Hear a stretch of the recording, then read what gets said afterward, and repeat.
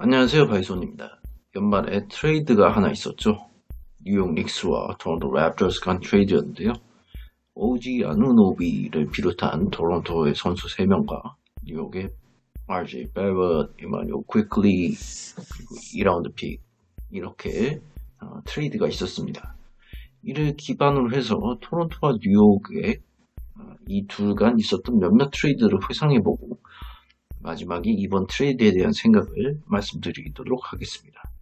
이름 있는 선수들 있는 트레이드로 대충 추려봤더니 과거 사례로 한 4개 정도 있고요. 이번 사례까지 5개, 총 5개 사례를 보도록 하겠습니다. 일어난 시간은 현지 시각으로 교기를 하였습니다.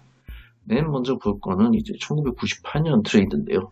98-99 시즌 앞두고 있었던 트레이드입니다. 뉴욕이 당시 3년차 센터 마커스 캠비를 얻기 위해 베테랑인 찰스 오클리와 션 막스를 토론토에 준 사례입니다. 뉴욕은 Y.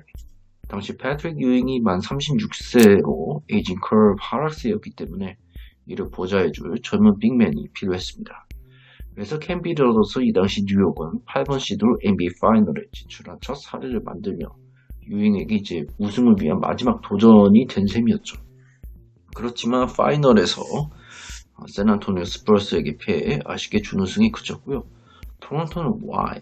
그 당시 신인 빈스 카더 중심으로 그리고 또한 같이 있었던 트레이시 맥그레디 등 젊은 신예들이 많아서 이 베테랑 버디가드라든지 아니면 멘토 할 수 있는 오클리를 영입했던 의도로 보여집니다.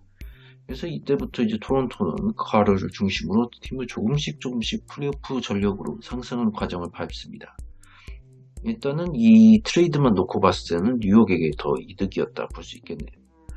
다음은 이제 2000-2001 시즌 중반에 있었던 트레이드입니다. 양 팀 간 핸들러 자원을 교체하는 트레이드였는데요. 뉴욕은 Y. 일단 크리스 차일즈와 찰리 워드 이렇게 안정적 핸들링을 할 수 있는 선수라기엔 한계가 있어서 조금 더 팀 문화를 잘 알고 베테랑 깊이가 있는 마크 잭슨을 영입하려 했습니다. 토론토에서 이제 잭슨과 함께 먹시 보그스와 같이 왔는데 보그스는 뉴욕에서 뛰지 않고 얼마 안 있다가 바로 댈러스로 트레이드였고요.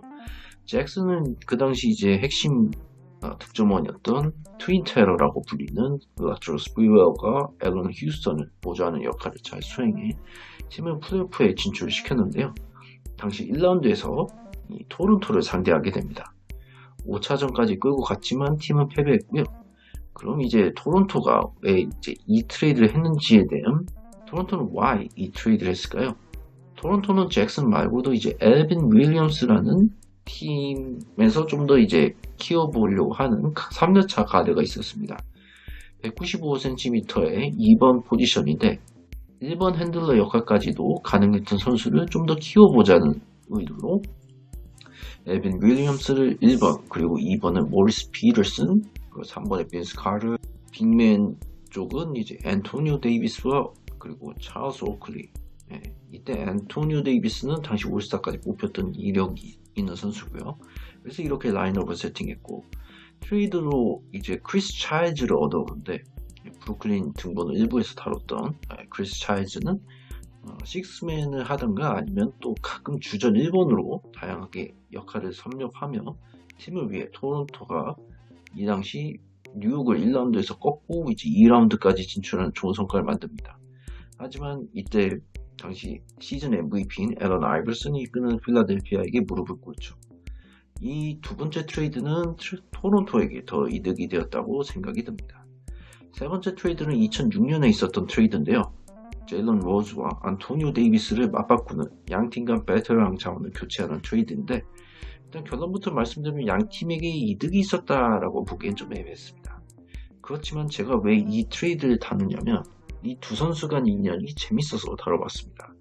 이 두 선수는 1996-97 시즌부터 인디애나에서 한솥밥 먹은 사이였고요. 안토니오 데이비스가 93년도 데뷔, 그리고 제일런 로즈가 94년도 데뷔인데 제일런 로즈가 그때 덴버에서 뛰었다가 96-97 시즌에 이제 인디애나 옮겨왔거든요. 그래서 이 둘은 1998-99 동부 결승까지 이제 있게 된 시즌까지 같이 뛰었는데 이 이후로 데이비스는 당시 드래프트로 토론토가 뽑은 신예였던 조나단 벤더를 이제 인디애나가 영입하기 위해 쓰여진 카드로 해서 토론토로 보내줬고, 제일런 로즈는 2001-2002 시즌 중반 시카고로 트레이드되어서 제가 83 경기 뛴 선수들 다뤘었죠. 이 둘은 그리고 2003-2004 시즌이 되고 약 한 달 뒤인 2003년 12월 1일에 이제 시카고와 토론토가 트레이드가 있었는데, 이 둘이 이제 3대3 3명씩 이렇게 트레이드된 그 선수 안에 포함돼서 또다시 한번 팀을 맞바꾼 운명을 겪었고요. 그로부터 약 2년 2개월 뒤인 이번에 다룰 트레이드에 또다시 이제 팀이 맞바뀌는 운명을 또 겪는 이야기가 있어서 얘기를 꺼냈습니다. 이 2005-2006 시즌은 두 팀 모두 플레이오프권에 진입할 성적이 되지 않아서 미래를 위한 정리였지 않았나 생각이 듭니다. 네 번째 트레이드는 2013-14 시즌에 있었던 한 명의 선수를 위한 중형 이상 트레이드입니다. 바로 토론토로부터 안드레 바르냐니를 영입하기 위해 베테랑 3명과 픽 3장으로 묶인 트레이드인데요. 마이클 스캔비는 앞서 언급된 시절 대비해서 이때는 좀 노장인 시기였고요. 퀸틴 리처슨도 13-14 시즌이 이제 10시즌 넘는 10년 넘게 뛴 시점, 그리고 스티브 노백은 바르냐니와 2006년 대비해서 7, 8년 차 정도 되는 시점이었죠. 바르냐니는 뉴욕은 why 바르냐니를 영입했을까요? 바르냐니는 2006년 드래프트 1픽이었습니다. 초창기에는 1픽도 한 모습을 보여주지 못했는데 3년차 시즌인 2008-2009 시즌부터 평균 15점, 그 다음 시즌 2009-2010 시즌을 평균 17점, 그 다음 이제 2010-11 시즌 당시 토론토의 에이스였던 크리스 버시가 이제 마이애미 이적으로 그 빈자리를 채우다 보니까 점차 롤이 점차 커져 21점 기록이 상승하는 과정이었죠. 그래서 이 부분에 대해서 좀 더 이제 기대감이 좀 상승하는 시기였는데, 2012-13 시즌에 이제 팔꿈치 부상으로 시즌의 절반 넘게 결장했지만 득점 능력은 잘 유지해서 뉴욕에게 어필이 된 모양입니다. 그래서 2013-14 시즌에 이제 카멜로 앤서니에게 의존된 득점을 조금 더 이제 다양하게 루트를 풀어주는 득점원 역할을 기대하며 바르냐니를 영입했는데요. 픽의 소모가 있었지만 그 핵심 선수들의 출혈을 잘 줄이면서 시즌에 임했죠.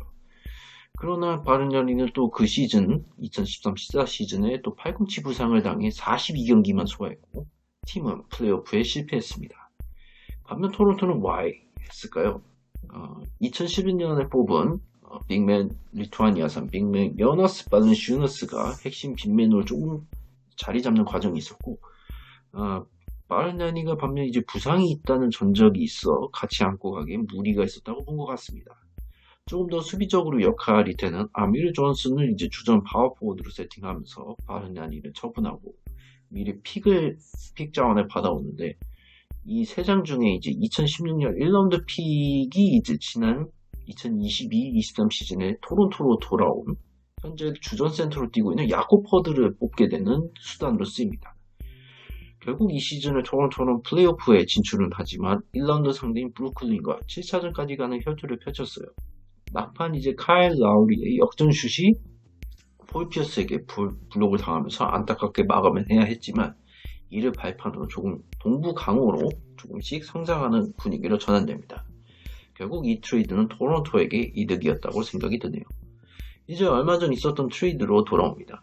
요즘 농구를 보신 분들은 대략적으로 분위기 아시겠지만 뉴욕이 영입했던 오지 아누노비가 다양한 팀들로부터 관심을 받았죠. 요즘 중요시 되는 수비형 윙포워드 교과서라고 봐도 무방할 정도로 활동량이 풍부하고 특히 이 패스기를 읽는 능력이 좋은 선수입니다. 어느 팀에 가도 수비력 향상에 큰 도움이 될 거라고 하도 무방했죠. 그래서 아누노비를 영입하기 위해 당시 뉴욕의 핵심 코어에서 벗어날 것 같은 선수들을 패키지로 묶죠. RJ 베럿은 수비는 괜찮지만 공격에서 줄리어스 랜들이나 제일런 브런슨이 어려울 때 도와주지 못하는 아쉬움을 보였고, 이마뉴엘 퀴클리는 벤치 핸들러지만 주전으로 써도 나쁘지 않았는데 하필 주전 가드인 제일런 브런슨이 워낙 팀의 해결사 역할을 충실히 잘 하고 있어서 이에 밀려서 이제 2023-24 시즌이 끝나면 루키 4년 계약이 종료되는 시점인데 2023-24 시즌 시작 전 연장 계약을 체결하지 않았어요. 그래서 퀵클리 입장에서는 주전이 보장된 팀에서 그만한 연봉과 역할을 받고 싶어 했기에 안 했던 거로 생각이 되는데요. 결국 이제 뉴욕은 RJ 베럿과 퀵클리를 묶어서 트레이드 제안했고, 토론토는 아누노비 외에도 나이지리아 국적의 빅맨 프레셔스 아치우와 그리고 벤치 가드 말라기 플린까지 묶어서 트레이드를 했습니다. 뉴욕은 이제 핵심 주축 선수들을 활용해서 대권을 노릴 수 있는 전력으로 업그레이드를 했고요. 이제 성과를 노리는 입장이 된 셈이고요. 토론토는 현재는 플레인 토너먼트에 진입할 수 있는 가시권 내에는 있습니다만 현재에 집중할 것 같지는 않고 미래를 위해서 뭔가 더 움직임을 할 것 같은 예감이 들긴 합니다. 트레이드 마감 기한이 약 한 달 정도 남았는데 이 안에 충분히 뭔가 일어날 수 있는 여지는 있기 때문에 이때까지 지켜보시면 될 것 같습니다. 네, 이상으로 뉴욕과 토론토 이 두 팀 간 있었던 트레이드 역사를 간단히 살펴보았습니다. 원래 브루클린 등번호 3부를 하려 했는데 트레이드가 터져서 이 영상을 만들었고요. 다음엔 또 하나 재밌는 주제로 준비를 하고 있어서 브루클린 3부 기다리시는 분들에겐 죄송하지만 다음 주까지도 기다려주시면 완성된 퀄리티로 더 보답해드리도록 하겠습니다. 최대한 알찬 컨텐츠를 만들기 위해 다양한 주제로 준비하고 있으니 많은 성원 부탁드리겠습니다. 그럼 다음 영상에서 인사드리겠습니다. 시청해주셔서 감사합니다. 고느바